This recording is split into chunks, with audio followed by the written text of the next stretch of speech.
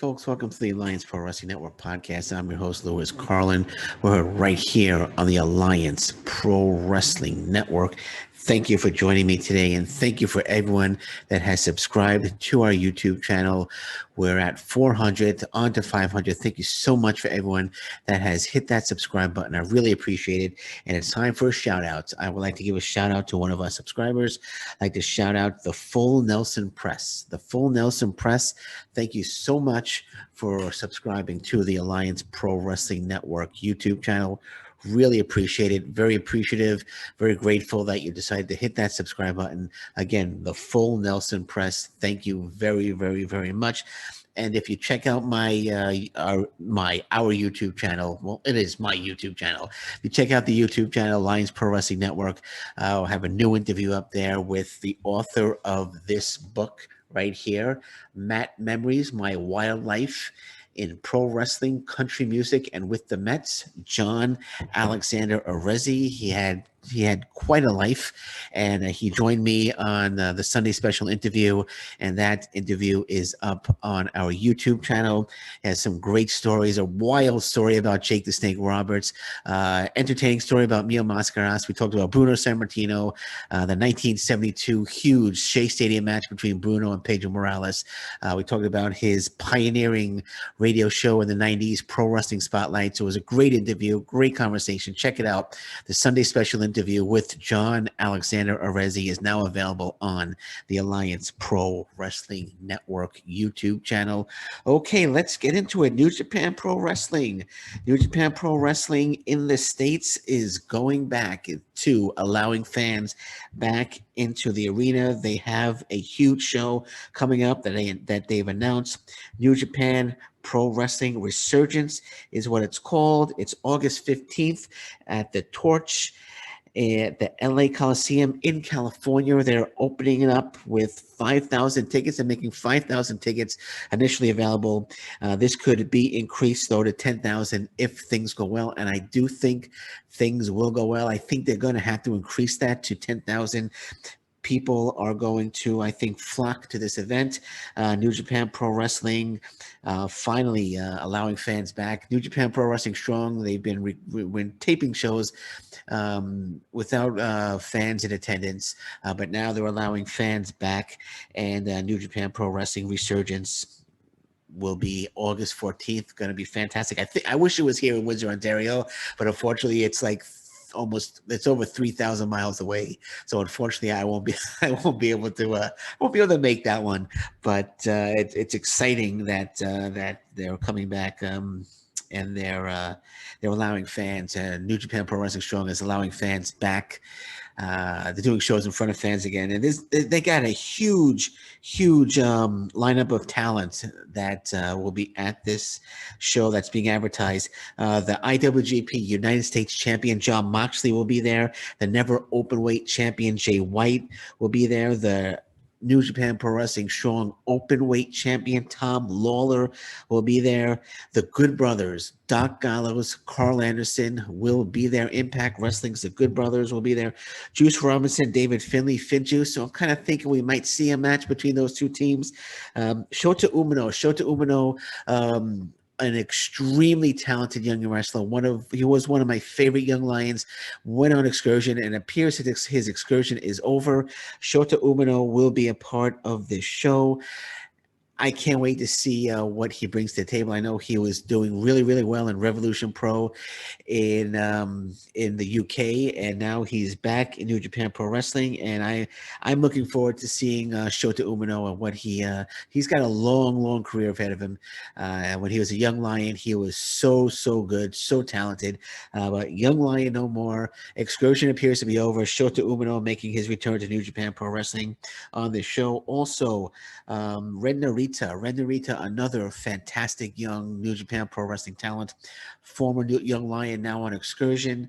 And it's going to be he's just fantastic as well. So I'm excited that Shota Umino and Ren Narita are both going to be on the show. Also, Carl Fredericks, another very, very talented wrestler. Actually, this Friday, Carl Fredericks gets a shot at Tom Lawler and the New Japan Pro Wrestling Openweight Championship on New Japan Pro Wrestling Strong, and that's going to be a fantastic match. He might be the champion by then. You never know. I don't think he will be, but it could happen. It could happen. Also, Clark Connors on the show, Alec Coughlin, a young lion out of the LA Dojo, Hikuleo, Fred Rosser, who just signed a exclusive deal with New Japan Pro Wrestling, Brody King, Chris Dickinson, TJP, JL Kratos, all on the show. And they're announcing Leo Rush. Which is a little interesting because Leo Rush just recently retired, but he did say he has a few New Japan Pro Wrestling dates he needs to fulfill. So maybe this is one of them. So they are advertising Leo Rush. Maybe he's it was a short-lived retirement and he's coming back. Nothing's been officially announced on that, but maybe this is just one of the shows that that he has to fulfill as part of his contract with New Japan Pro Wrestling. Hopefully, I know he's injured. I don't know if he'll be ready to go, but they are advertising Leo Rush for this show. I'm a little disappointed though that they're not advertising Danny Limelight. Danny Limelight, very talented wrestler. You can see him in New Japan Pro Wrestling Strong. He normally teams with JL Kratos, part of Team Filthy, and AEW Dark. He's had some great matches on there. So I'm a little disappointed not to see his name there. I'm also disappointed not to see Josh Alexander's name. I know Josh Alexander had one match, New Japan Pro Wrestling Strong, defeated Alex Coughlin, but I know one of his goals is to get to Japan, and I would, well, just because they haven't announced him doesn't mean he's not going to be on the show, but I would love to see Josh Alexander on the show. I would like to see Josh Alexander 1-on-1 against Clark Connors. I think that would be just an absolutely splendid match. So I got my fingers crossed that Josh Alexander will be part of this show, but it's not officially announced. But again, it's interesting that they're announcing Leo Rush. I just want to say that again. I mean, I love Leo Rush. I hope he does come back eventually to pro wrestling, but I know he has retired. He's injured, and he's under rehab. So I don't know what the deal is there with them announcing Leo Rush. But I'm sure we'll find out. And again, if Leo Rush is on the card, he's able to wrestle. I'd be all for that 100%, 100%.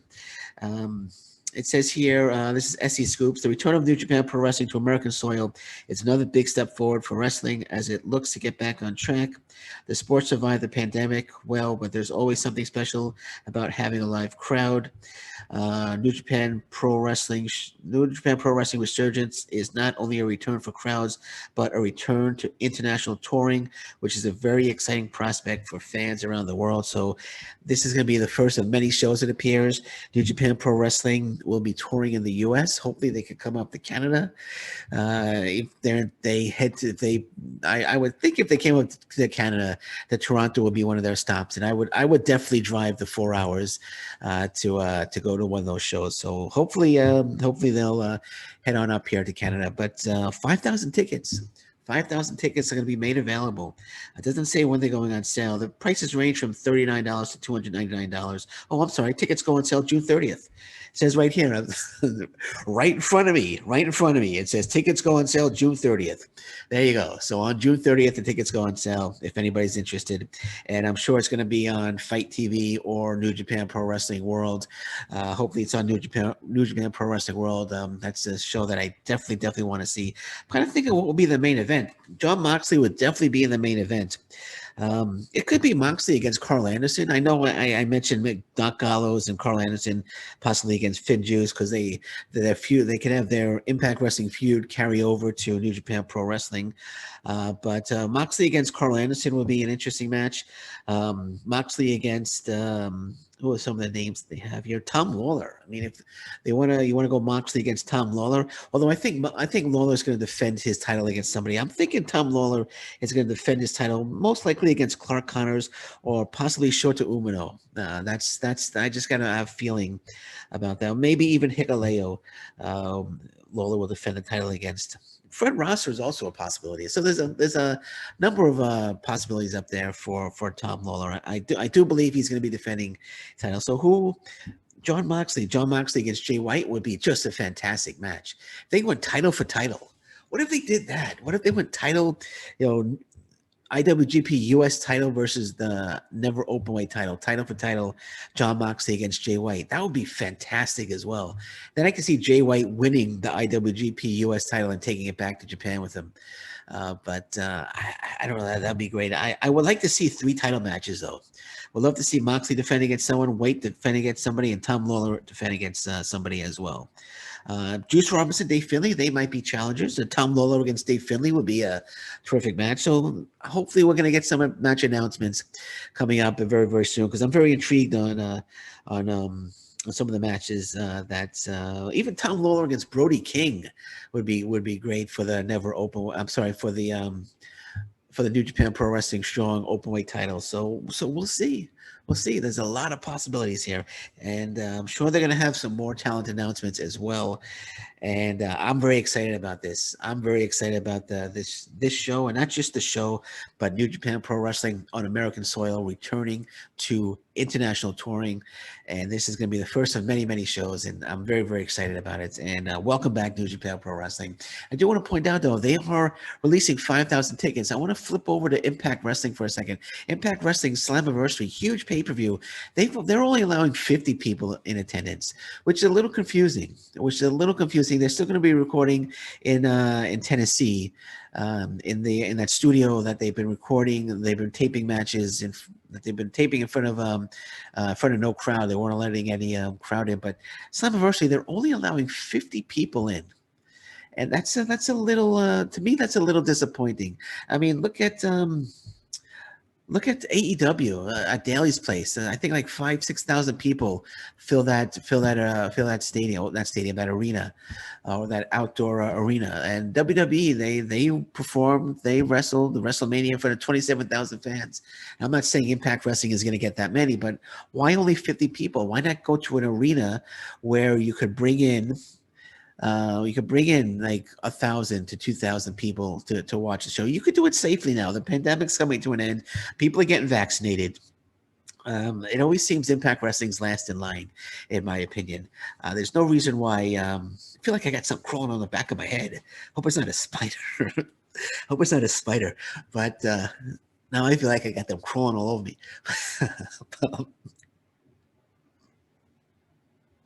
But yeah, it always seems like they're always lagging behind Impact Wrestling. There's no reason why we're not. In my opinion, I think they could definitely do more than 50 people. 50 people in attendance for Slam, especially for Slammiversary, one of the best, one of the biggest shows of the year, and they're promising big surprises as well with all these released WWE stars. So I just think that maybe they could have let more than 50 people in, and I think they could have done it safely. But again, it's not up to me. I'm just voicing my opinion here. But back to New Japan Pro Wrestling. Very excited that Resurgence will be taking place, and we're going to get a huge crowd. I really think it's going to sell out quickly, and they're going to have to open up some more tickets. And so August 14th, New Japan Pro Wrestling Resurgence set for the LA Coliseum, for the torch at the LA Coliseum. Huge news. Very excited. And welcome back, New Japan Pro Wrestling, to welcome back to Americans. They're welcoming the American fans back, and that's great news. Great news. I'm glad this stupid, dumb pandemic is finally coming to an end. Okay, the IIconics. The IIconics have a new name. They filed for, they'll be going now as the Inspiration. So I know you've probably heard of it already. I know it's been all over pro wrestling sites, but the IIconics will now be going as the Inspiration. And I would love to see the Inspiration come into Impact Wrestling and challenge Fire and Flavor for the Impact Wrestling Knockouts titles. Tag team titles. I think that would be a great match. Impact Wrestling should do whatever they need to do. I mean, Rosemary said she would love the IIconics to be in Impact Wrestling. I would love to see the Inspiration in Impact Wrestling. I would love to see them in Impact Wrestling. I almost said Inspiration. almost said Inspiration Wrestling, but I would love to see them back in Impact Wrestling, and not back, but I would love to see them debut in Impact Wrestling. I'd love to see them debut at Slammiversary. I think they would have a great feud with Fire and Flavor, Kiera Hogan, and Tasha Steele. So hopefully, Impact Wrestling can sign the duo and give Fire and Flavor a real team that they could feud with. Not taking anything away from teams that they've thrown together like Jordan Grace and um, Rachel Ellering. Not to take anything away from them, but those are not teams. They were just thrown together. And I would love to see an actual team come in and challenge Fire and Flavor, such as Inspiration. I think it will be a great feud, and hopefully that will become a reality at Slammiversary or after Slammiversary. Okay, All Japan Pro Wrestling. I know I don't talk much about All Japan Pro Wrestling. I do watch All Japan Pro Wrestling. I do subscribe to the service. Big fan of Kento Miyahara. Big fan of Shuji Ishikawa. Big fan of Jake Lee. They have lots of great talent. Koji Iwamoto, another great talent for All Japan Pro Wrestling. But unfortunately, the All Japan Triple Crown Championship has been declared vacant. This is PW Insider. Their champion, the All Japan Pro Wrestling Triple Crown champion Suwama, tested positive, unfortunately, for COVID-19, and that championship has been declared vacant. Suwama initially took a COVID-19 test and was negative, but he took a follow-up test and it came back positive. Suwama was slated to make his 8th defense of the Triple Crown Championship against Jake Lee on June 26th. At the All Japan Pro Wrestling's Champion Carnival. Jake Lee is a Champion Carnival winner, but he was slated to make the defense on June 26th. But unfortunately tested positive, and so he's relinquished the belt. He's declared vacant, which is a little surprising. I mean, they could put couldn't they just put the match off for like a month or so? I mean, why declare it vacant? Wrestlers have come down with COVID-19 in New Japan Pro Wrestling, and they've postponed matches.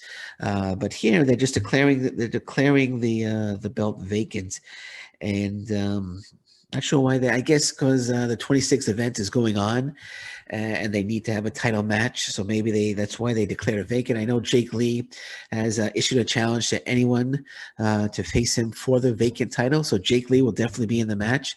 I know Kento Miyahara has expressed interest. Those two have had tremendous matches in the past. Shuji Ishikawa, possibly he holds a victory over Jake Lee. He might be interested, but it remains to be seen on who will be facing Jake Lee on June 26th for the All Japan Pro Wrestling Triple Crown Championship, as it's declared vacant by Suwama due to the COVID-19 positive test. So we are a few days away from that. It's going to be on Saturday. I'm looking forward to that show. They haven't made an announcement. When they make the announcement on who the replacement for Suwama will be, or who Jake Lee's opponent will be for the vacant All Japan Pro Wrestling Triple Crown Championship, I will definitely keep you updated on that. And on that note, I'm going to say thank you very much for listening to me today. I'm Lewis Carlin. Don't forget, run out, get this book. Great book, John Alexander Arezzi, Memories, My Wild Life in Pro Wrestling, Country Music, and with the Mets. It's a great read. I really enjoyed it. I zipped through it. You could check him out, mattmemories.com. John Arezzi, great interview. It's available now on the Alliance Pro Wrestling Network YouTube channel as well. And got that plug in. On that note, I'm going to say thank you very much for listening to me today. I'm Lewis Carlin. This is the Alliance Pro Wrestling Network. Until next time, thank you very much. Take care. Bye-bye. Stay safe, everyone. So long. Bye-bye.